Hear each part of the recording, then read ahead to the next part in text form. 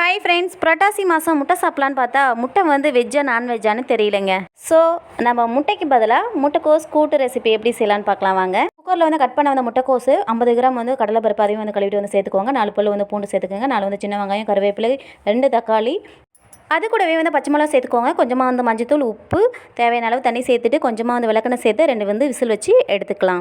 வேக வச்சு வந்து முட்டைக்கோசுக்கு ஒரு தாளிப்பு வந்து கொடுத்துக்கலாம். இல்லை தேவையான அளவு எண்ணெய் சேர்த்துக்கலாம். இப்போ வந்து கடுகு சீரகம் வந்து பொரிஞ்ச உடனே 2-3 வெங்காயம் சேர்த்துக்கோங்க. கொஞ்சம் கருவேப்பிலை, கொஞ்சம் வந்து பெருங்காயம் சேர்த்துட்டு நம்ம வந்து வேக வச்சு வந்து முட்டைக்கோசை போட்டு வந்து கிளறிக்கலாம். கூட்டுக்கு ஃபைனலாக நம்ம வந்து தேங்காய், பச்சை மிளகாய், ஜீரகம் அரைச்ச இந்த பேஸ்ட்டை வந்து சேர்த்து நல்லா வந்து 1 மினிட் வந்து கலந்து கொடுத்துக்கலாம். ஃபைனலாக வந்து கொத்தமல்லி தூவி இறக்கிட்டீங்க அப்படின்னா ஒரு பிரமாதமான ஹோட்டல் ஸ்டைல் முட்டைக்கோஸ் கூட்டு வந்து ரெடி ஆயிடுச்சுங்க. இந்த ரெசிபி இதே மாதிரி நீங்களும் ட்ரை பண்ணி பாருங்கள். இது வந்து இட்லி, தோசை, சப்பாத்தி, ரைஸ் எல்லாத்துக்குமே சூப்பராக வந்து மேட்ச் ஆகுங்க.